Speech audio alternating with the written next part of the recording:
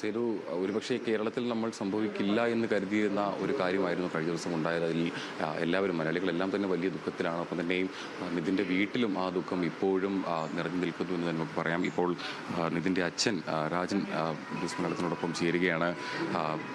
കഴിഞ്ഞ ദിവസം ഇപ്പോൾ പ്രത്യേക അന്വേഷണ സംഘത്തേക്ക് നിയോഗിച്ചുകൊണ്ട് ഇപ്പോൾ അന്വേഷണം മുന്നോട്ട് കൊണ്ടുപോകാനാണ് പോലീസിൻ്റെ തീരുമാനം. ഈ അധ്യാപകർക്കെതിരെ സമാനമായ രീതിയിൽ മുൻപും പരാതികൾ ഉയർന്നു വന്നിട്ടുണ്ടെന്ന് പറയും. നിതിൻ എങ്ങനെയായിരുന്നു കാര്യങ്ങൾ വീട്ടിൽ പറയുന്നത്? നിതിനെ അവരെ ഇടയ്ക്കിടയ്ക്ക് സ്റ്റാഫ് റൂമിൽ വിളിച്ച് അവർ ശകാരിക്കുമെന്ന് പറയുകയായിരുന്നു. ഒരുപാടൊക്കെ മറ്റേ HOD എന്ന് പറയുന്ന റാം ഒരുപാട് അവനെ ടോർച്ചർ ചെയ്തിട്ടുണ്ടായിരുന്നു. ജാതി പറഞ്ഞും നിറത്തിൻ്റെ പേരിലും പിന്നെ പുഴുത്ത പട്ടി എന്നൊക്കെ പറഞ്ഞ് അനേക ദിവസമൊക്കെ കളിയാക്കിയിട്ടുണ്ട്. ഇവ അതിന് മറുപടി കൊടുക്കും. അതാണ് അയാൾക്ക് കണ്ടുകൂടാത്ത മറുപടി.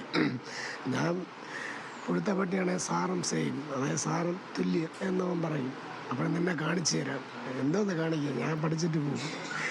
ഇങ്ങനെയൊക്കെ ഇവ മറുപടി പറയണമെന്നാണ്, ഒന്നും കേട്ടുകൊണ്ട് പോകില്ല. ആ സ്പോട്ടിൽ പ്രതികരിക്കും. അങ്ങനെയുള്ള എൻ്റെ മോനാണ്. അതുകൊണ്ടാണ് അവനോട് പ്രതികാരം കൂടിയത്. സ്കൂളിൽ വെച്ച് അവനെ ക്ലാസ്സിൽ വെച്ച് ആക്ഷേപിച്ചാലും അവ അതിന് മറുപടി കൊടുക്കും. അവ പയ്യന്മാരോട് പറയും, നിങ്ങളെന്തോടായിരുന്നു ചിരിക്കണം, എനിക്കെന്തൊരു കുറവ്, നിങ്ങൾ ചിരിക്കണമെന്ന് ഇയാൾക്കുള്ളത് വരെയാണ് പറയാനുള്ളത്. എന്താണ് പറയാനുള്ളത്?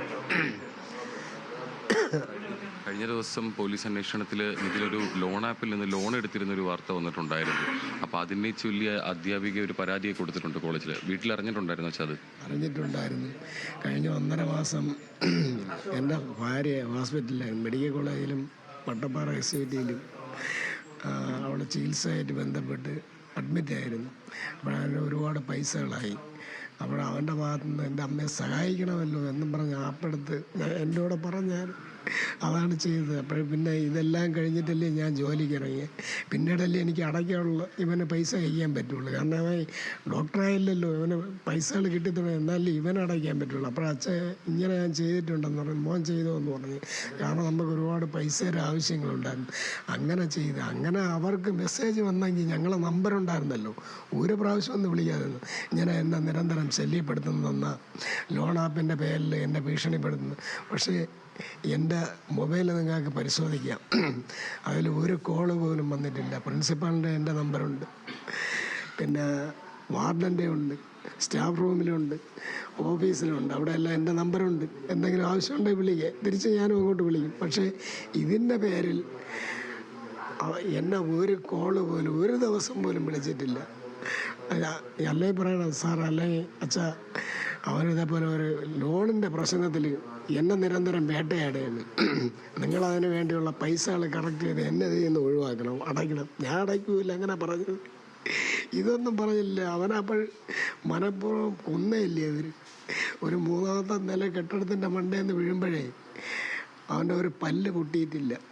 അവനും ഇവിടെ ഒരു ചെറിയ മുറിവും ഇവിടെ 2 പോറലും അല്ലേ ഉള്ളായിരുന്നു. കമന്ന് വീഴുന്നെന്നും മലന്ന് വീഴുന്നെന്നും ഒക്കെ അവർ പറയുന്നു. പക്ഷേ മുഖത്തൊന്നും ഒരു കുഴപ്പമില്ലല്ലോ. ഇത്രയും വലിയ ബിൽഡിങ്ങിൻ്റെ മണ്ടേന്ന് വീഴുമ്പോൾ മനുഷ്യനല്ലേ, അവൻ്റെ എല്ലുകളും ശരീരഭാഗങ്ങളൊക്കെ പൊട്ടിപ്പോവില്ലേ, ഇത് ഒരു കുഴപ്പമില്ലല്ലോ ഇന്നലെ കണ്ടിട്ട്. അപ്പോഴേ കരുതി കൂട്ടി അവനെ കൊന്നതാണ്, ആക്രമിച്ച് കൊന്നിട്ട് അവിടെ എടുത്തുകൊണ്ടിട്ടതാണ്. അല്ലാതെ അല്ല ഇത്രയും പൊക്കത്തിൽ നിന്ന് വന്ന് വീഴുമ്പോഴും നമുക്കറിയാമെന്നുള്ളതിൽ. നിതീഷ് റാണ എന്ന് പറയണ 16 കൊല്ലം മുമ്പ് നടന്ന സംഭവം നിങ്ങൾക്കെല്ലാം അറിയാം. പഞ്ചാബ് സർവകലാശാല ലുധിയാനയിൽ അവിടെ നിന്ന് കെട്ടിടത്തിൻ്റെ മണ്ടേന്ന് ആൾ വീഴുന്നിട്ട് 16 വർഷം കോമാ സ്റ്റേജിൽ കിടന്ന് ആ തന്തേന്തള്ളെ അന്വേഷിച്ച് അവർക്ക് അവസാനം വയ്യാതായപ്പോഴല്ലേ ദയാവധത്തിന് കേസ് കൊടുത്തു. എൻ്റെ പോലെ അതേപോലെ കിട്ടിയെന്ന് ഞങ്ങൾ നോക്കുമായിരുന്നല്ലോ, ഇവർ കൊല്ലാതെ തന്നിരുന്നു. ഇവിടെ നിന്ന് മരിച്ച സിദ്ധാർത്ഥൻ, പാലക്കാട് പൂക്കോട് വെറ്റിനറി കോളേജിൽ സിദ്ധാർത്ഥൻ, ഇവിടെ നിന്ന് 5 കിലോമീറ്റർ അപ്പുറമാണ്.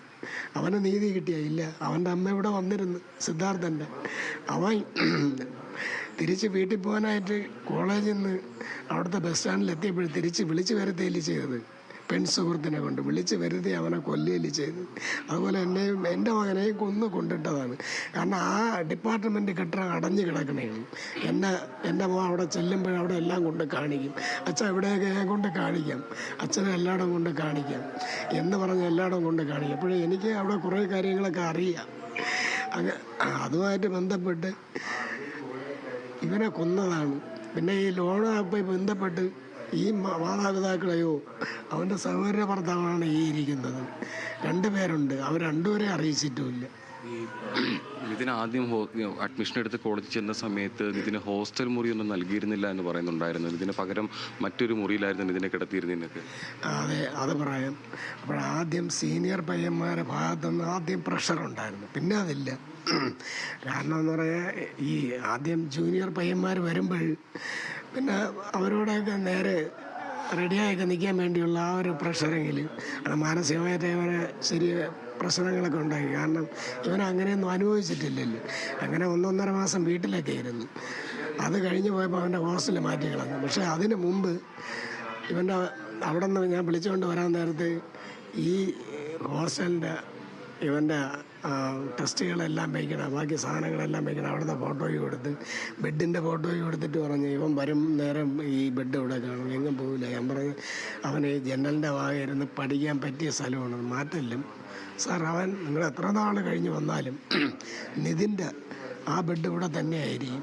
പക്ഷേ തിരിച്ച് ഞങ്ങളെ കൊണ്ടുവന്നപ്പോൾ അവനെ മാറ്റിക്കളഞ്ഞു, സിക്ക് റൂമിലായി. അതായത് രോഗവും മാനസിക വിഭ്രാന്തിയും ഉള്ള ഭ്രാന്തന്മാരടയ്ക്കുന്നവർ സിക്ക് റൂമിൽ എൻ്റെ മോനെയിട്ട് അടച്ചു കളഞ്ഞു. ഞാനതിന് കമലെന്ന് പറയണ മുൻ സൈനിക ഉദ്യോഗസ്ഥൻ, റിട്ടയർമെൻറ്റായി ഇപ്പോൾ വാർഡനാണ്. അയാളോട് ഞാൻ പറഞ്ഞു എന്തിനു ഇത് ചെയ്തെന്ന്. അപ്പോൾ അയാൾ പറഞ്ഞ മറുപടിയാണ്, നിങ്ങൾക്ക് വല്ലതും ഉണ്ടെങ്കിൽ പ്രിൻസിപ്പാളിൻ്റെ കൂടെ കംപ്ലയിൻറ്റ് ചെയ്തത്, ഇത് എന്നോട് ആവശ്യമില്ലാത്തത് ചൊറിഞ്ഞ നിങ്ങൾക്കെതിരെ ഞാൻ നിയമ നടപടിക്ക് കംപ്ലയിൻറ്റ് ചെയ്യും പ്രിൻസിപ്പാളിൻ്റെ. അയാൾ എന്നോട് പറഞ്ഞതാണ്.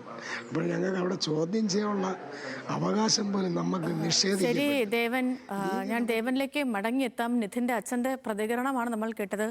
നമുക്കറിയാം അത്ര എങ്ങനെ പറഞ്ഞ് അവരെ സമാധാനിപ്പിക്കണമെന്ന് പോലും നമുക്ക് മനസ്സിലാക്കില്ല അല്ലേ. അപ്പം ആ ഒരു കുടുംബ പശ്ചാത്തലവും ഒക്കെ നമ്മൾ കഴിഞ്ഞ ദിവസങ്ങളിലും കണ്ടതാണ്. കൂലിപ്പണിക്കാരനായ അച്ഛൻ വാടക വീട്ടിലാണ് താമസം.